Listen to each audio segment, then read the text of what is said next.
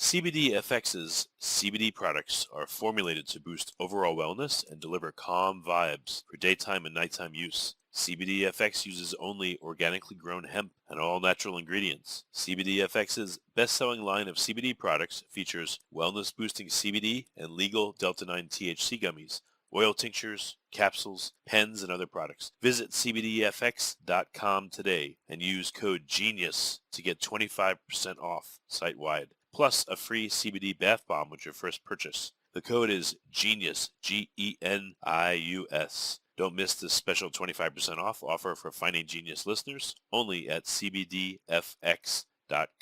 Offer expires August 31st, 2023. Feel the difference with CBDFX. Before we get started, I have a quick favor. I've been self-funding the Finding Genius podcast for 5 years now. I've done over 3,000 episodes. And as you can see on YouTube, we're up over 1 million views on the channel, which is fantastic. The next thing I really want to push on is to get up to 10,000 subscribers, because once we do, we'll be able to put a donate button, and we'll be able to solicit donations to help keep the podcast running and to also get the Finding Genius Foundation moving along. We have a big project studying anxiety, depression, and PTSD, and working on a product to help people overcome these problems, because I've seen them explode recently after the last 2 years of the whole virus situation. So if you would, please subscribe to the podcast. That would help us tremendously. Give us a thumbs up and check in the description for Buy Me a Coffee. It's about $5. If you could buy me a coffee, I'd really appreciate it. It would help keep the channel going, and I love coffee. Thank you.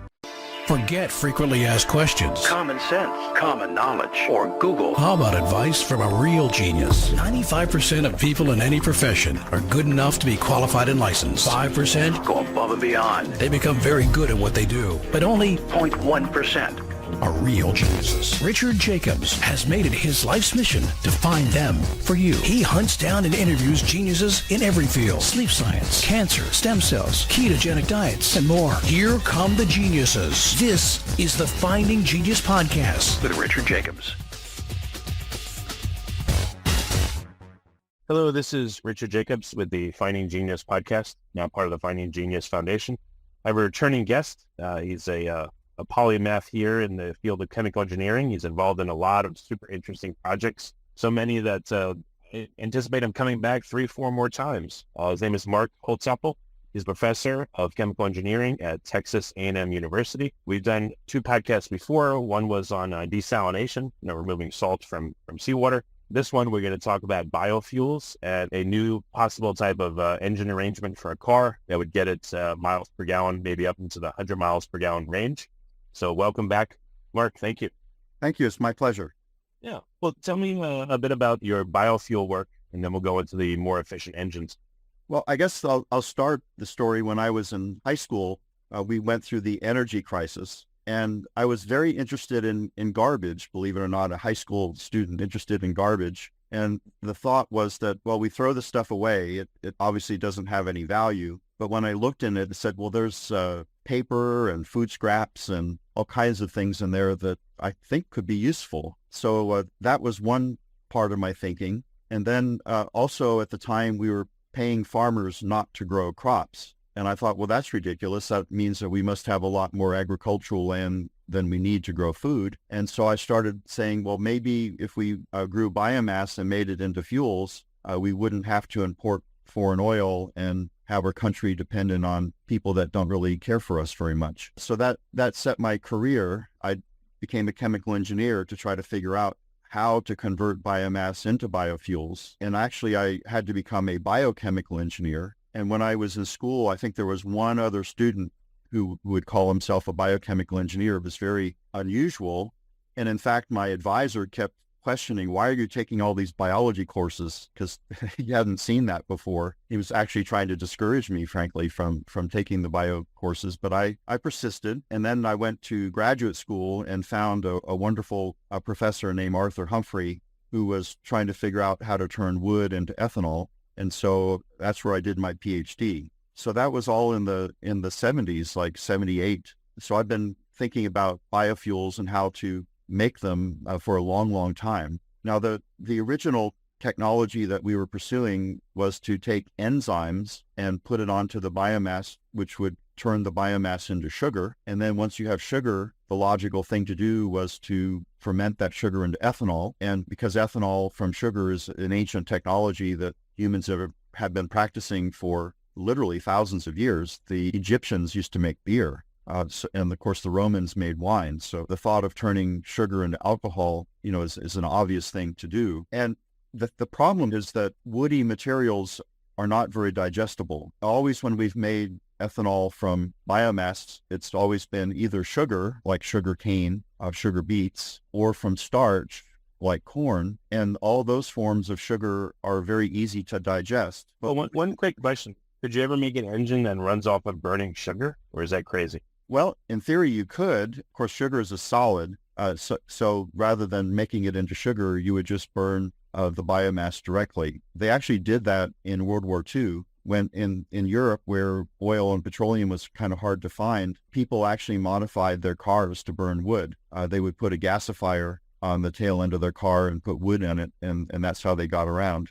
So in theory, you could do that, but it's certainly not convenient. And so the great advantage of a liquid like ethanol is that you can pump it and regulate it to go into the engine so that your engine starts and stops nicely and accelerates and all that kind of stuff. Where if you have these gasifiers, they don't respond very quickly. And yes, you could get around, but I don't think you would be happy with the performance. Plus, they're quite dirty. What another angle? I don't even know there's an angle. From what I've heard, you can store propane in tanks. You can store various chemicals in liquid form, but gasoline doesn't seem to be able to be storable long term at all. Is there something that could be added to gasoline so it could be stored in tanks for longer, or under easier conditions? I guess the component of gasoline that limits its storability is double bonded carbons, so-called olefins. They tend to form shellac or waxes, or that they deposit onto surfaces. So if you wanted to create a gasoline that had a long storage life, you would just refine it so that you don't have any double bonds in there. I think you'd find that would be perfectly acceptable for long-term storage. Okay. But getting back to the biofuels, so would you say they're not digestible like an aerobic reactor by bacteria, or digestible how? It's a usable form? Yes. So wood, which is really mostly cellulose. Cellulose is a polymer of glucose, just like starch is a polymer of glucose. The only difference between them is one flip of a bond. Into the scientific jargon, starch has alpha linkages and cellulose has beta linkages. And that one flip of the bond makes all the difference, because we know that as humans, we can eat starch and thrive on that. But if somebody gave you wood and said, eat this, you would starve to death because you can't digest it. So the wood is designed not to digest. Some trees are literally thousands of years old. And so the property of wood is that it's strong and does not digest. Starch, on the other hand, is designed to digest.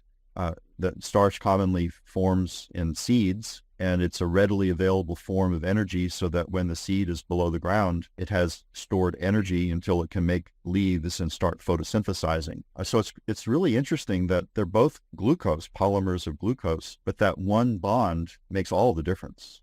Yeah. So when you try to convert woody materials into sugar and then convert the sugar into ethanol, it turned out not to be as simple as people thought. What about growing vast tracts of certain weeds? The plants that everyone hates that seem to grow with no matter what you do to them. Would that be a possible solution instead of corn for ethanol?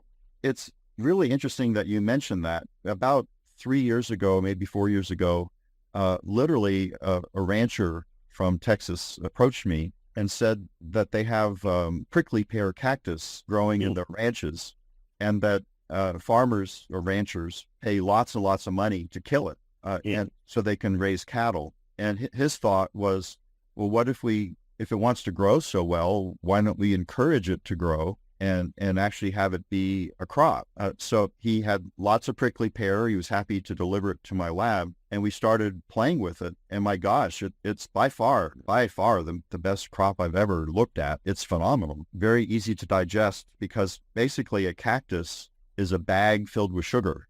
The outer surface of cactus is mostly cellulose, and the center of it is mostly sugar and water. And so you just chop it up in a food processor, and away you go. It's phenomenal. So your idea is actually very valid. And our thinking is that if we wanted to use prime agricultural land, let's say where they grow corn in Iowa, and we say, stop growing corn for food, we want you to grow crops to make energy. We know that food has a higher priority than energy does.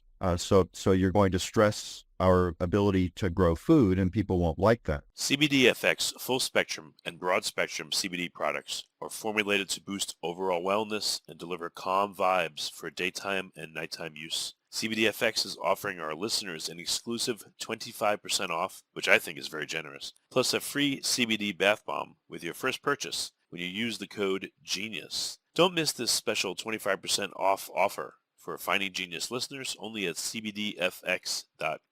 Offer expires August 31st, 2023. Feel the difference with CBDFX. Yeah, especially right now, with Ukraine being offline and Exactly. deglobalization happening. Yeah. Exactly. Whereas prickly pear, it's an amazing crop. It grows from the southern tip of Mexico up into Canada.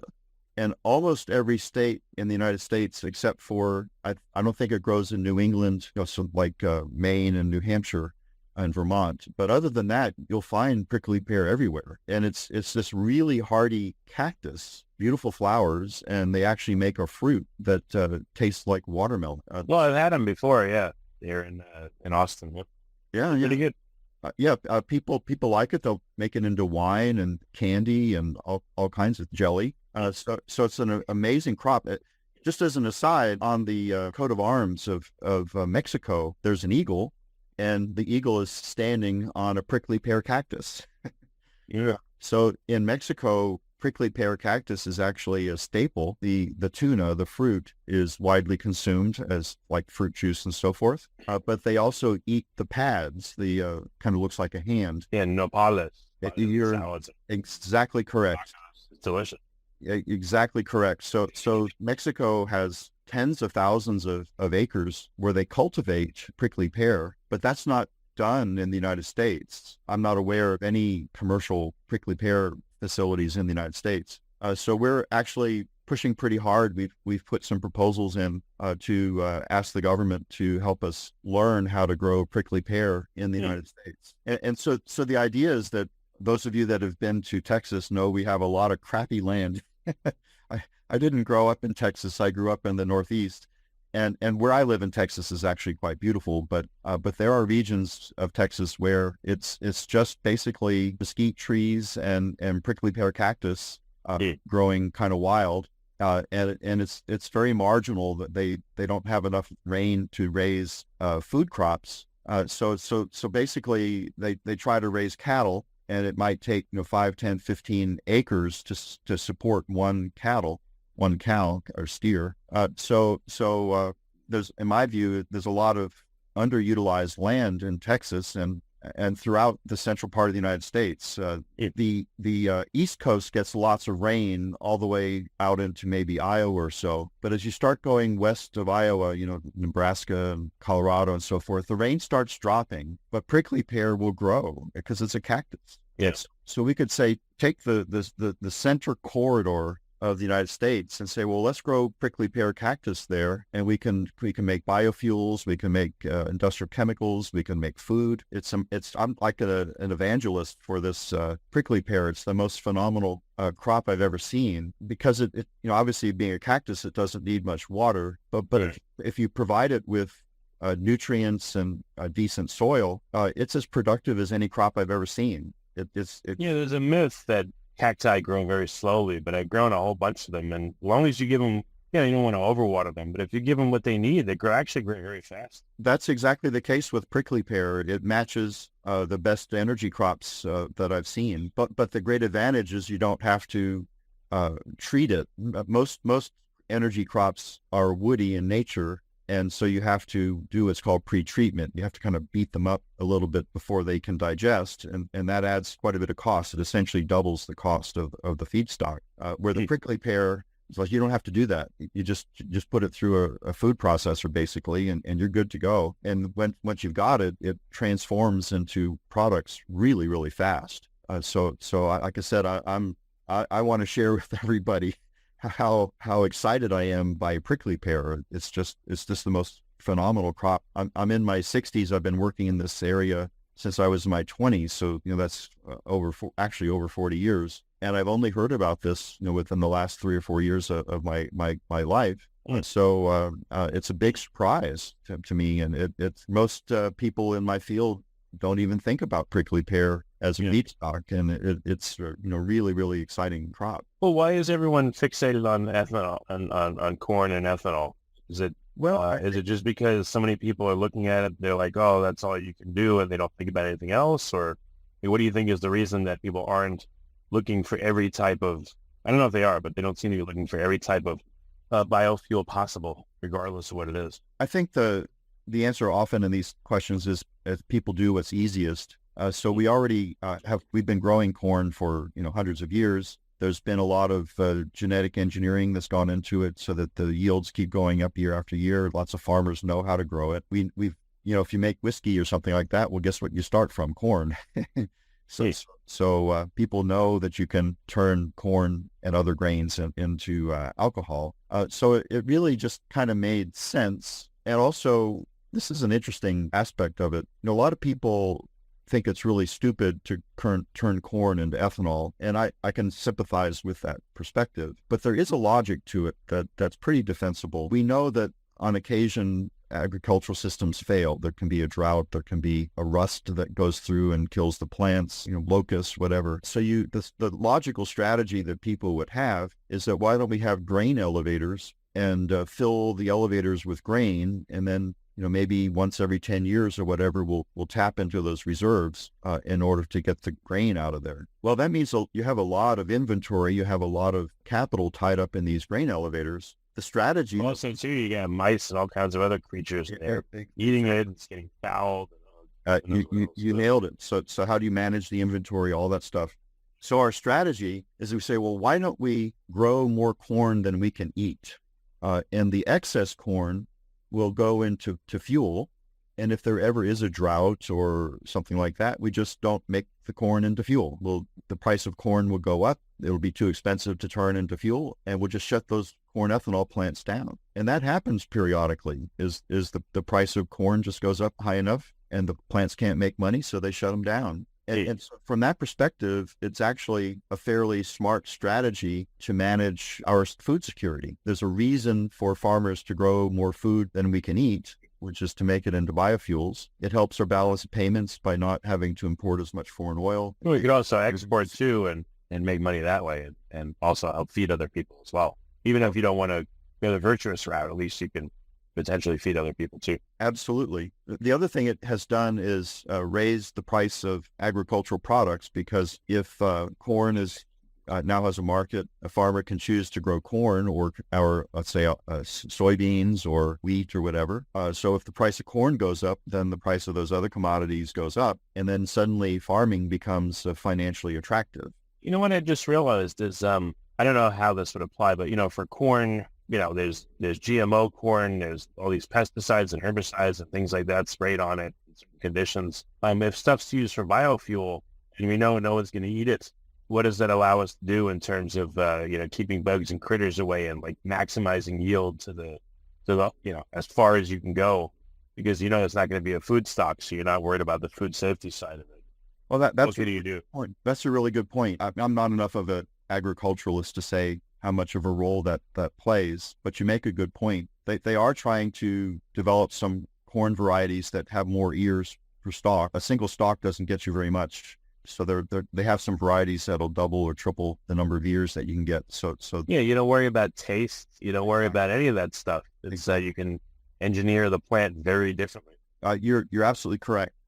So I guess getting back to this ethanol story, one thing about ethanol is that it doesn't have a high energy content, and it doesn't blend very well in gasoline. And for those reasons, the oil companies tend not to like it. It's kind of there because it has to be from government encouragement, I'll use that word. But if the oil companies had their druthers, they probably would not put ethanol into fuel, because it has problems with water. It absorbs water, and you can't transport it through pipelines because it sucks water up. There's all kinds of issues with ethanol. So our strategy is to say we're not going to convert biomass into sugar and then ferment it into ethanol. Instead, we make the biomass into organic acids, such as vinegar, which is 2 carbons, and then we can go all the way up to 8 carbons.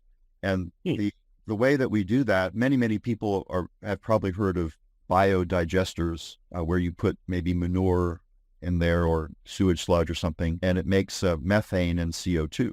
And so what we do is say, well, wait a minute, where did that methane and CO2 come from? Actually, it came from acetic acid or vinegar. Well, the value of acetic acid or vinegar is about 20 times greater than the value of the methane and CO2.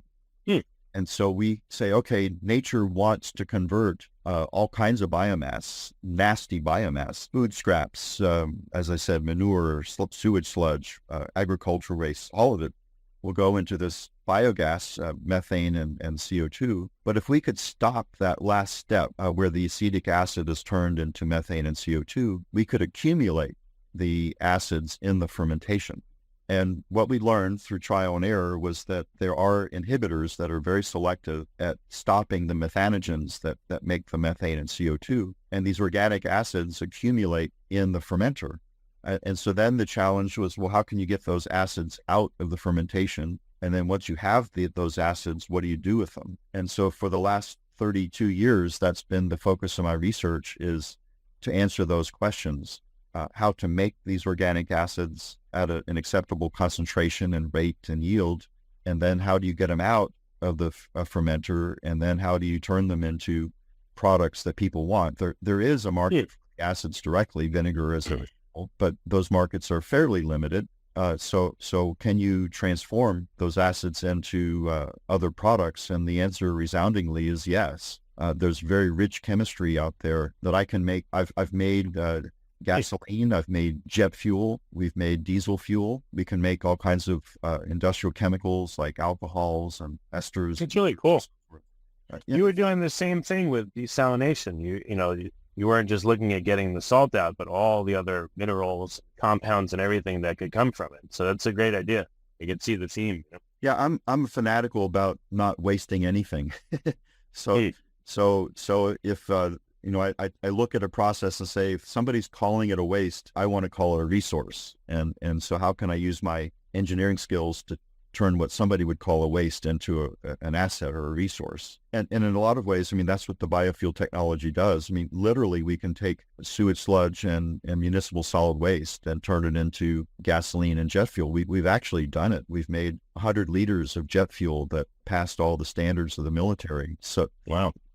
We used chicken manure, food scraps from the dining hall on campus, and waste paper from the recycling center. And we made jet fuel and about an equal amount of gasoline by going through the appropriate chemistry. And so that's what's nice about that is, as I mentioned before, is that the oil companies really don't like ethanol, but they do like gasoline and they do like jet fuel. In fact, there's a lot of interest now in what's called sustainable aviation fuel. There's a general notion that we're going to electrify a lot of our transportation, and you see that with electric cars and so forth. But electric airplanes are probably not going to be the major way we get around, maybe short haul flights, but batteries just don't have the energy density that you have in liquid fuels. And so they're heavy too, yeah, the batteries are just unbelievably heavy. So there's a general consensus that we are going to need fuels into the future, liquid transportation fuels, no matter how much we electrify our transportation grid. You think about the heavy tractors, the earth movers and things, or the trains, or ships, long haul trucks. If you try to have enough batteries for a long haul truck, your cargo is batteries and not cargo.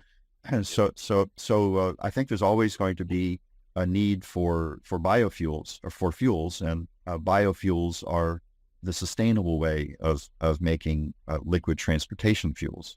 I've actually, I do a lot of thinking about these problems, and I'm pretty green. I have almost 20 kilowatts of solar panels on my house. And one would think, oh, you'd be very interested in an all-electric car because you could run your car on the solar energy from your house. And it's like, that's the last thing in the world I want to do, frankly, because I have range anxiety, and I would worry about, can I charge this electric car. And then I'm always a very busy person. When people say, yeah, you can charge the car when you're driving on the highway, but it takes 30 minutes or 45 minutes or whatever, that would frustrate me, frankly. So I would be interested in who has time for that, right? It would reduce exactly. mobility like crazy. A plug-in hybrid to me makes sense, where maybe 90% of the time you're only going 40 miles from home, and you could have a small battery, but for the long trips you have the engine and you rely on fuels. So we're going to figure this out. My personal feeling is the average person, if the government or somebody said you must drive an electric car, I think the vast majority of people would not be happy.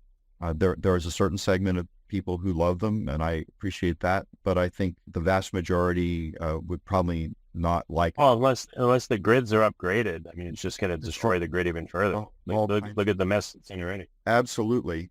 So as I've said, for me, what I would consider doing is buying a plug-in hybrid where I can take the power from my solar panels and use that to drive to work, or run errands, go to the grocery store. But when I have to go a long trip, which I'm going to be doing this weekend, I would use the engine and biofuels.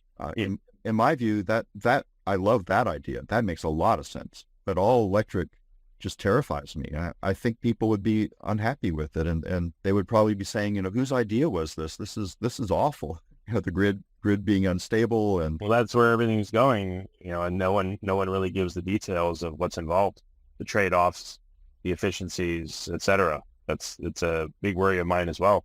It's like, oh, we have to do this, and I don't really see much supporting data.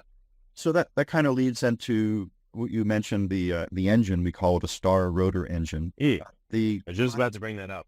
Yeah. So that we're both thinking the same way. So the engine that most people have in their car is called an Otto cycle, commonly called an internal combustion engine, and they're maybe 25% efficient, 20% efficient, something like that. I think the Carnot limit is like 23%, the theoretical max efficiency. No, the Carnot limit is up around 80 or 90%, depending on the time. Oh, really?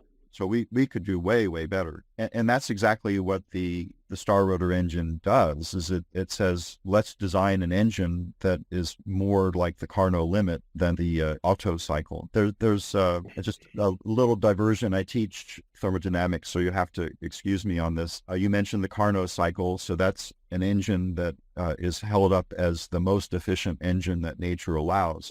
But there are two other engines that match the Carnot engine. One is called the Stirling engine, and the other is called the Ericsson engine. And so the star rotor engine has a lot of similarities to the Ericsson engine. So theoretically, when you push it to the max, we can get pretty close to the Carnot limit. And so we believe that our engines in a car would be on the order of 50 to 60% efficient, and in a truck on the order of 60 to 70% efficient. And so that's roughly twice as efficient as we have now. And then there's all kinds of things you can do to automobiles, have low rolling resistance tires, low drag coefficients, lighten the bodies, and so forth. And so I've done some estimates with the Precept, which is a General Motors concept car. If you put a star rotor engine in the Precept, you would get about 160 miles per gallon. How does this engine work? Why is it so much more efficient? Well, I guess here's a simple explanation of it. I think most people know that the exhaust coming out of an engine is pretty hot. If you think about the exhaust manifold on the car, which is the piping that takes the hot exhaust and eventually gets it distributed out into the air. If somebody said, why don't you put your hand on that exhaust manifold, I think most people would say, you're crazy. I'm not going to do that because it'll burn me. So the temperature of the gas coming out of an Otto cycle and a diesel cycle is very, very hot. And basically all that energy, you're just sending it out the tailpipe, and it's unused. So the star rotor engine actually has a heat exchanger that captures that waste heat and puts it back into the engine and says, well, why don't you try again? You didn't make it. We can never turn all of the thermal energy into work. Carnot does set a limit there, but it is okay to exchange the waste heat that would come out of the tailpipe and put it back into the engine and say, try again. So that I would say that's probably the major reason that the efficiency can be so high. And then a second reason would be the compressor and the expander. All engines have a compressor and an expander. In an automobile engine, it's the piston. And I think anybody that would think about doing this experiment, if you said, grab the shaft of your car engine and try to rotate it with your hand, most people would say you can't do it because the friction is so high, the piston rings and everything cause so much friction. Well, in a star rotor engine, you could spin it with your hand. There's no friction. So that's, I guess, a second explanation of how we can be so efficient. And then the third explanation is there's a trick we can play where we spray atomized liquid water into the intake of the compressor, which keeps the compressor cool, and that improves efficiency greatly. So there's a number of tricks that we play, which I've just described, that make the engine so much more efficient. So I said we're expecting, in the case of a car engine, something on the order of 50 to 60% efficiency, and a truck engine, like a diesel truck engine, something on the order of 60 to 70% efficiency. Yeah, that's crazy. Wow. Are there any prototypes made, or like how is this technology known but just not in use, or what stage is it at? Well, I mentioned that all engines are a compressor and an expander. So we're so far focusing on building compressors and expanders to basically become a profitable company making compressors and expanders. And then once we get to first base and become a profitable company there, then we'll have the resources to actually build an engine. There are some potential customers we have been interacting with that are interested in turning waste heat into electricity, and we can do that. So they have, these customers that we've been talking to do have resources. So we'll see if that develops over time. That we're in this interesting energy transition. I think I would say that people have been using that word for maybe the last 5 years or so. But all these technologies that I've been developing, the biofuels and the star rotor technology, I've been doing it for 25, 30 years. In fact, the biofuels longer. So I guess I would say I've seen this coming decades in advance. So as the world kind of catches up and says, we need to do things in a different way than we've done in the past, it's like, yeah, I know, I've been thinking about this for decades, and I think we know how to do it. So we could do this, we could do this, we could do this, we could do this. And so now it's a matter of raising the money to actually turn those ideas into reality. Do you have a lot of interest in this idea on the star rotor engine, or? Well, yes. So I'll say on the biofuel side, there's a company called Veritas that's in the process of commercializing that technology. They've committed over $100 million to build the first commercial plant. Now, the first plant will not make biofuels. It'll make organic acids, which could be made into biofuels. But as I mentioned before, the most valuable markets are food. So their strategy is to focus on making food ingredients first so that you can be profitable at small scale, get on that learning curve, and you'll learn how to engineer your costs down. So as I said, there's been over $100 million committed to the biofuel technology. In the case of star rotor, in its life, maybe $10 million has been devoted to making it from an idea to reality. The engine will probably take $5 million alone just to build a prototype engine. So we're kind of waiting until we have financial resources before we tackle that. But you mentioned, is there interest in it? Well, yes, students love it. I talk about it all the time, and people are quite fascinated by it. It's just the challenge is to take it from an idea to hardware that people can actually use. That's non-trivial. Right. Yeah. No, it makes sense. Well, very good. We'll have to have you back to talk about the other 10,000 great ideas you have. But for now, where can people that are listening go and see not only these ideas and more info about them, but other things that you're working on? Well, if you're interested in the biofuel technology, Veritas, BioVeritas, like BioTruth, bioveritas.com is the website, so you can learn about the biotechnology. And then Star Rotor is StarRotor, one word, starrotor.com. You can learn about the Star Rotor technology. And the two really fit together because the Star Rotor engine is so efficient. The amount of land area that you have to devote to making biofuels shrinks quite a bit. The average car gets maybe 30 miles per gallon. If you have cars getting 100 miles or 150 miles per gallon, then the land area that's required shrinks quite a bit. And suddenly this becomes quite practical. So I think what a lot of people don't appreciate is they'll say, oh, biofuels, well, they'll never be practical because you need too much land and you're competing for food. It's, well, yeah, but if you're innovative, you can overcome those problems. So by growing prickly pear, you're not competing for food. In fact, you're creating new crops that could be used for food, and using land that's really underutilized right now. And if you use cars that are powered by star rotor engines that get 100, 150 miles per gallon, then you'll be surprised at how small the land area you need to support this sustainable biofuels. So I think the thing that maybe the one message that I'd like to convey to people is that there's a lot of, I guess, fear, concern about global warming, the energy transition, that we're going to become poor. I know that we can't drive cars, we can't fly airplanes, we can't heat our house because of all these restrictions that are going to be placed on us to address global warming. And my response is that as an engineer, I can solve all of those problems. They're eminently solvable. I agree, but that's my worry, is that it's hysteria without data, without calculations, without trade-offs, without 80-20, all of that. So as an engineer, I totally understand that. But getting there is a problem.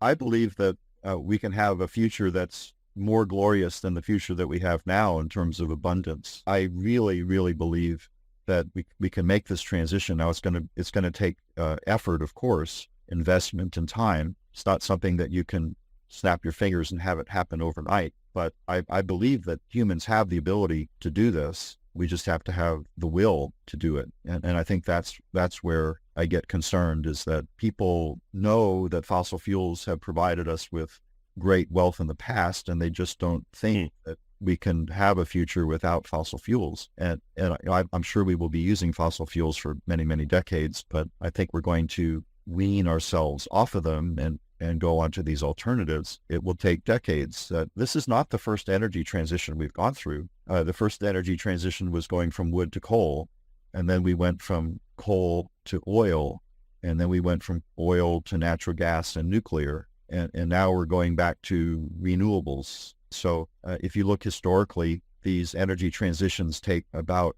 4 decades.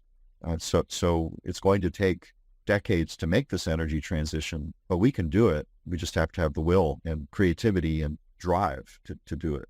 You need to put the politicians over our knee and spank them with the cactus to tell them to stop, so we can continue. Well, very good. Well, Mark, thank you again for coming, and looking forward to you coming back. I appreciate all your great work and thoughts. All right. Well, I appreciate you getting the word out, and I'm always happy to, if people want to talk with me or correspond with me. I'm a professor at Texas A&M Department of Chemical Engineering. The name is Mark Holtzapple. You just look me up on the directory and send me an email, and I'll do my best to respond and answer your questions. Remember, before you go, check out cbdfx.com for the best in organic, all-natural CBD products, both for you and your pets. Boost your wellness today and get 25% off your first order, plus get a free CBD bath bomb when you use code GENIUS at checkout. That's code GENIUS. Don't miss this special 25% off offer for Finding Genius listeners only at cbdfx.com. Offer expires August 31st, 2023. Feel the difference with CBDFX. If you like this podcast, please click the link in the description to subscribe and review us on iTunes. You've been listening to the Finding Genius podcast with Richard Jacobs. If you like what you hear, be sure to review and subscribe to the Finding Genius podcast on iTunes or wherever you listen to podcasts. And want to be smarter than everybody else? Become a premium member at findinggeniuspodcast.com. This podcast is for information only. No advice of any kind is being given. Any action you take or don't take as a result of listening is your sole responsibility. Consult professionals when advice is needed.